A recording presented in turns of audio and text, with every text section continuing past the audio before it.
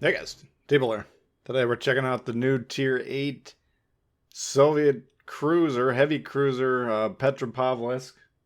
We got called the Petro in the business. We got Delightful in there. I use that on the Stalingrad, Riga, and the Petro. All very similar. Tanky, yes.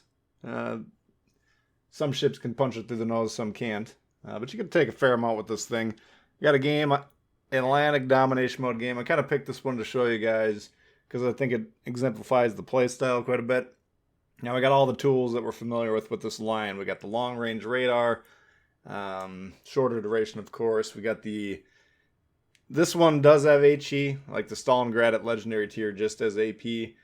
This one does have the HE option. Now the damage permitted on these types of ships is low to begin with. We're trying to create kind of spike damage like battleships. So generally we're going to want to be shooting the AP whenever possible. So we got Dmitry Dewey on there for the increased AP penetration. And you can see the performance in this game. I don't know.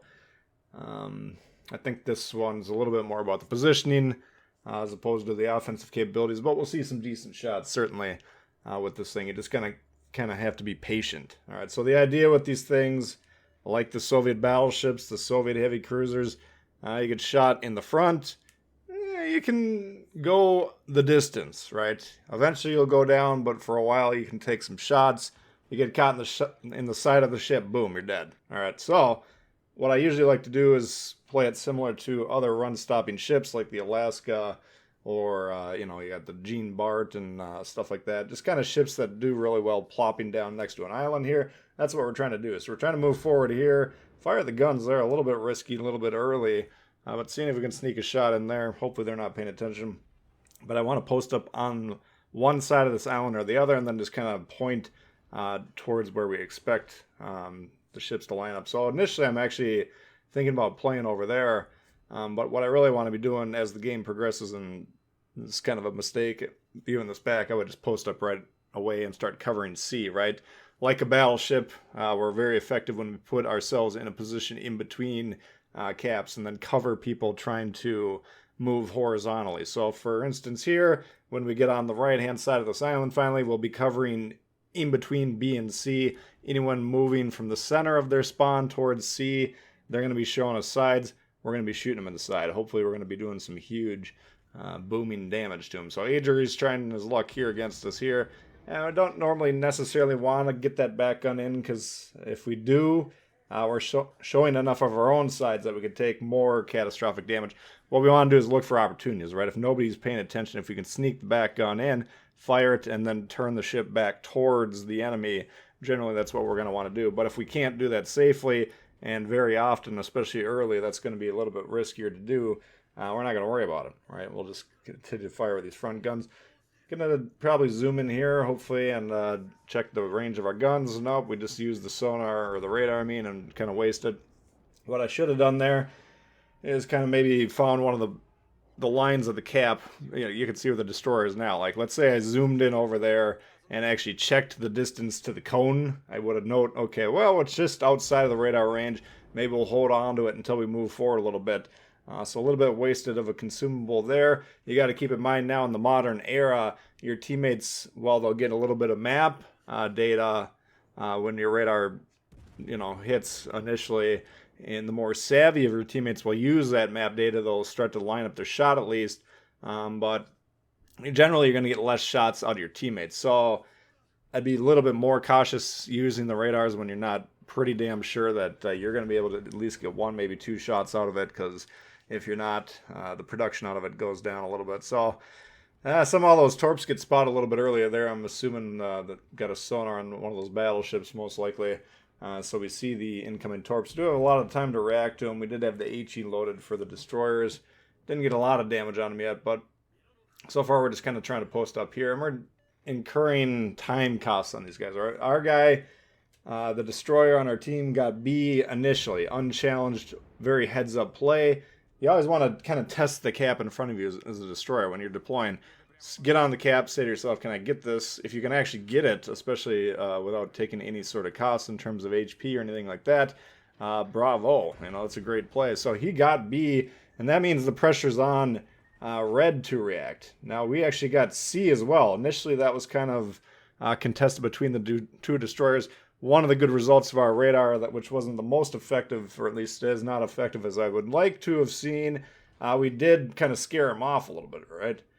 All right, so we got the destroyer out of there. Our guy got C, and then we're actually working on A as well. We'll see if we can get that under control, but red's kind of doing the high tier strategy. Oh, we clump up. Oh, we sit in the back. Oh, we watch the game play out in front of us. God, I hate playing high tiers. This is not an option, guys. You're only down one ship, and yet you're getting pummeled. Over 200 points. So we got 110 points worth of score that you're down. Philip, thanks for subbing. Welcome aboard. And then 100 points for the battleship. That's where the difference in score comes. And the longer this continues, of course, the worse the scoring is going to get. The more boxed into a corner in terms of strategy these guys are going to have. They're going to have to be forced to kill us all, which is always an option. I mean, it does happen, certainly, but you don't want to depend on it. Right, you want to have multiple ways to win, score and killing the ships.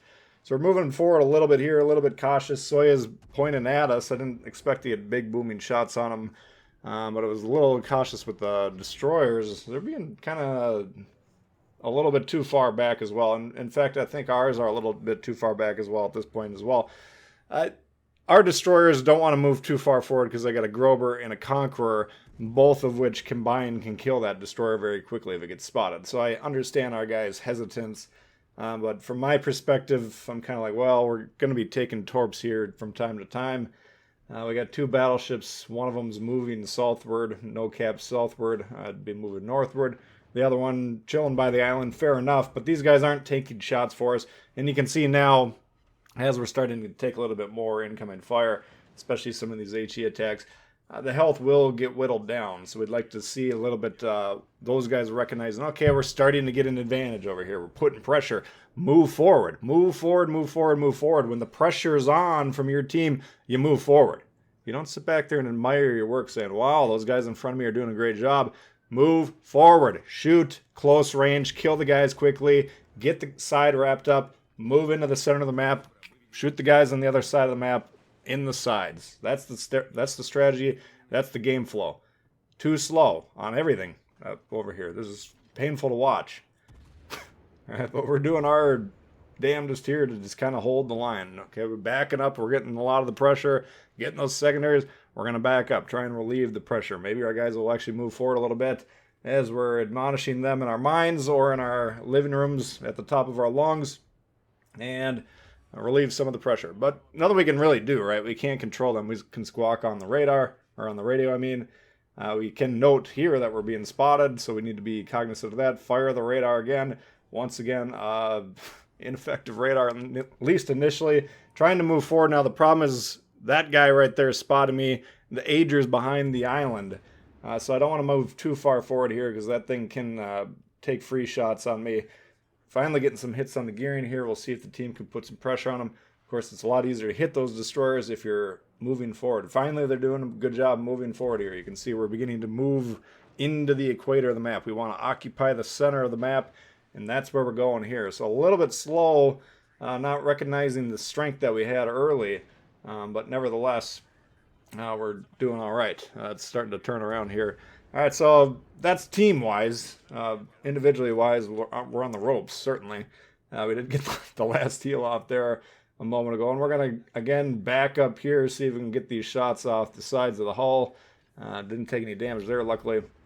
And we'll see if we can maybe get them to shoot some of these battleships. If not, we'll get behind the island. But I'm also looking on the map there, saying to myself, we got broadside battleship pressing A, we got destroyer in A. All of a sudden, oh, we're checking the situation. 3 ships down per side, and they're pressing A. And oh, by the way, nothing that's happening on the screen here is inspiring a lot of confidence. So, starting to say to ourselves, we better start paying attention over here and try and put some pressure. Awami's guns, we zoomed in there to check. They're pointing southward towards that guy who's blocked behind the island. But we know since he doesn't have a shot there, once we shoot him once or twice, he will pay attention to us, and you can see the guns beginning to spin. So I should probably... I'm hitting the gas here because I want to take another shot under the assumption I'm going to die, but I would probably even like to move backwards. The problem is we might still be getting spotted by the destroyer, and the Awami could get a free shot in on us if that's the case. angling here. We actually dodged low through that shot, luckily, because that probably would have killed us. He's letting the crew off. Gentlemen, old school. Certainly, if your ship's about to go down, we're going to do the same thing here. We're not going to take a lot of time, but we'll just shove them off. They can swim. Christ, it's only 100 yards. Just get out. If you're not going to be fighting to the death, janitors, cooks, whatever else we got on there, boom, get off. So a lot of gentlemanly plays taking place here, and you love to see it. Awami, we're still trying to work on him. AP, HE might be a little bit more reliable here, but I'm trying to get some big booming shots, right? I mean, that's essentially what we're trying to do with this thing. Again, the damage per minute isn't great on either shell, but if he gives us the side, if he gives us the proper angle, we aim true, and you can see with this high level delightful character, we actually got pretty damn good aim on this thing. And if we're hitting those shots to the side there, nothing. All right, so we can tank. They want to aim straight for the nose. They don't want to be skipping off the sides because we can tank those. We're trying to get this fire going again here. And hoping our battleship, come on boy, who's been chilling between A and B, he's got a suicide rusher on his ass.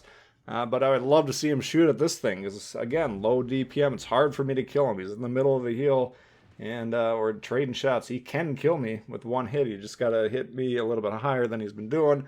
Or, oof, that was close right there. Pretty damn close.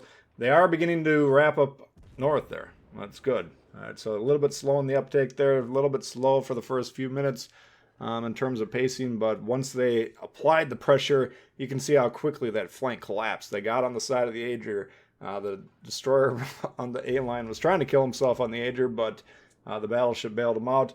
They got all the other ships taken care of, and now the destroyer's on the run. Speaking of destroyers, we got two of them over here. Hit them with the radar. Last radar of the game here. Did survive the dying salvo of the Awami. Aim at the right guys. Gunners, come on, let's do this. And shots away. Boom. There goes a third of his health. And he's got the suicide torpin, certainly. But is he going to survive? No, he missed the shot as well. Putting the suicide back into suicide torps. Shimikazes, they do what they do, man. Love missing close-range torpedo strikes, don't they? Just tried and true play. That's a look at the Petro for you guys. Hopefully you did enjoy it. If you did, please hit the thumbs up. New to the channel, consider subscribing. Lots of World of Warships coming all the time. Questions, comments, leave them below. We love to hear from you guys, and we'll see y'all later. All right, peace.